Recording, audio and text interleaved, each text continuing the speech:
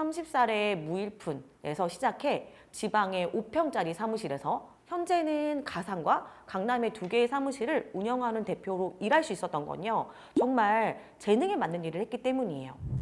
오늘은 10년간 4,000명 이상의 타인의 재능을 찾아주면서 깨달은 노하우에 대해서 여러분들에게 공유드리려고 합니다.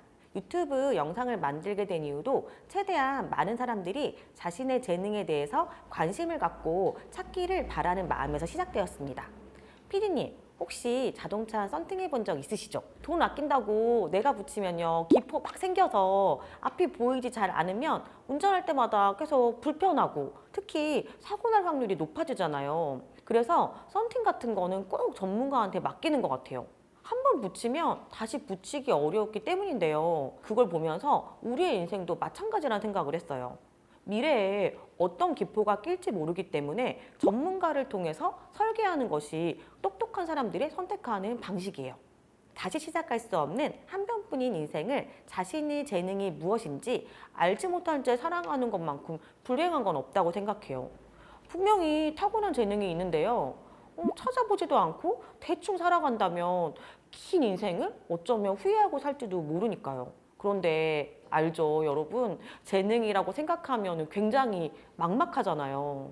왜냐하면 자신의 재능을 찾기 위한 교육을 받거나 공부하거나 또는 전문가를 통해서 도움을 받아본 적이 없기 때문이에요. 여러분, 재능은요, 타고난 능력을 의미해요. 치타가 단거리를 잘 뛰듯이요. 원숭이가 나무를 그냥 잘 타는 것처럼 사람에게도요, 각자만의 타고난 능력이 있고 우리는 그것을 재능이라고 얘기해요. 그렇다면 너무도 중요한 이 재능을 찾지도 않고 관심도 없는 이유는 무엇일까요? 바로 우리가 어릴 때부터요, 관심 있는 재능이라고 하는 거를 굉장히 제한된 사고를 하기 때문이에요. 여러분, 생각해 보세요. 학창 시절에 인정받았던 친구들, 네, 바로 공부 잘하는 친구들이에요. 특히나 수학 잘하면 굉장히 똑똑해 보이잖아요. 제가 상담하면 수학이란 과목에 대해서 굉장히 잘하고 싶기도 하고 또한 굉장히 미워했던 과목이기도 한 게 수학 잘하면 굉장히 스마트해 보이는 이미지가 있기 때문이라고 생각해요. 입시가 제일 중요한 교육 시스템 안에서 학생에 대한 모든 기준이 공부로 되어 있는 거예요. 공부 하나의 기준을 가지고 평가되기 때문에 특히 수능에 맞지 않는 사람은요, 모든 것이 부정당하기도 해요.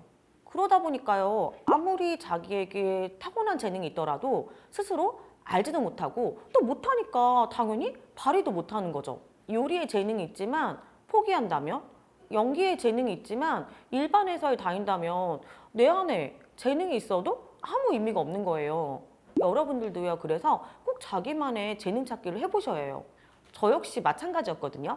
그렇게 공부를 했지만 나이가 먹고 성인이 되어서는 뭘 할지 모르겠고 또 심지어 어떤 직업이 있는지를 알지 못하니까요. 그냥 생각 없이 그냥 공무원을 선택한 것 같아요. 재능을 찾지 못해서 불행했던 것의 시작은 바로 실제로 일하기부터였거든요. 안정적인 이유로 공무원을 했지만 저는 사무적인 일이 너무 어려웠어요. 어찌어찌 울며 겨자 먹기로 매일매일 때우긴 했는데 즐거움도 성취감도 없었던 것 같아요. 그렇게 꾸역꾸역 버티며 일하다가 어머니께서 암 선고를 받으시면서 큰 충격을 받았어요. 아니, 정정했던 어머니의 죽음 앞에서 진짜 인생이 한 번뿐이네? 라는 생각이 더 간절해졌던 것 같아요. 그러면서 나는 어떻게 살아야 되지? 진짜 내가 하고 싶은 게 뭐지? 이런 질문을 하기 시작했고 완전히 달라지기로 마음먹었어요. 더 이상 환경에 맞추어 살아가기를 멈춘 거죠. 그때부터 저의 재능을 찾기 시작했어요. 그리고 저의 타고난 재능에 맞는 일을 시작하게 되면서 제 인생은 완전히 달라졌습니다.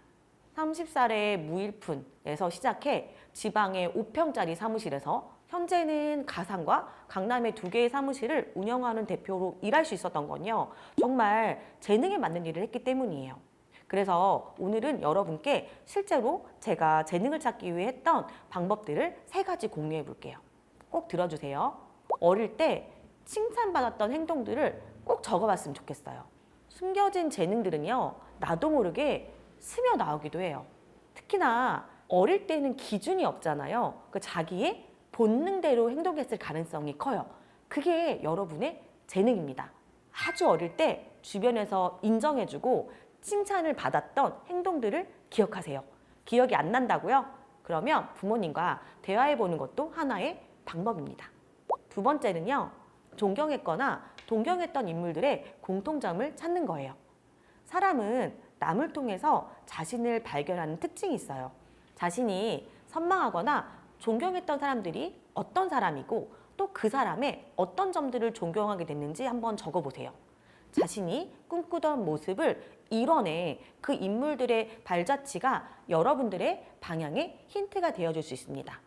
위대한 모든 인물들이요, 자신이 꿈꿀 수 있게 이끌어진 스승들이 있었던 것처럼 여러분들도요, 지금 그 바라는 모습을 이미 이루고 있는 사람들의 모습을 보면서 꼭 재능을 찾아보세요.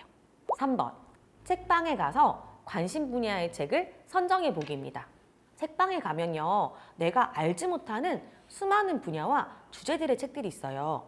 내가 관심 가는 곳이 자연스럽게 이끌리는 곳, 그곳이 어쩌면 나의 재능이 있는 곳이에요.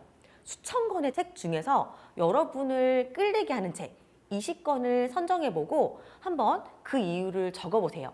가능하다면 그 책들에요, 도입부 아니면 앞뒤를 읽어보고요, 책을 선정해봤으면 좋겠습니다. 그리고 탑 5를요 정해가지고요, 마지막은 그 책들의 공통점을 찾아보는 거예요. 이 작업들을 통해서 여러분들의 재능에 가고자 하는 방향을 찾을 수 있어요. 자, 오늘은 여러분이 어떻게 재능을 찾는지에 대해서 이야기해봤습니다. 마지막으로 꼭 드리고 싶었던 말씀이 있어요. 재능이 있어도 꽃 피우는 시기는 각 사람마다 다를 수 있어요.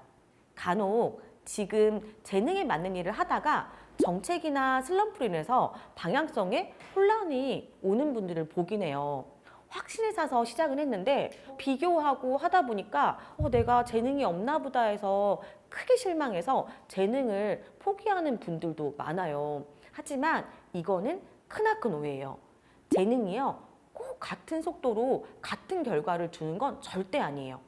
여러분 힘내셨으면 좋겠고요. 남들이 가는 길, 다른 사람의 정답이 아니라 여러분들의 자신만의 답을 찾아서 아이덴티티 워커가 되시기를 언제나 응원드립니다. 앞으로도요, 당신의 진로나 적성, 재능에 대한 이야기를 다루어 보고자 하니 관심 있는 분들은 꼭 구독과 좋아요 부탁드리겠습니다. 감사합니다.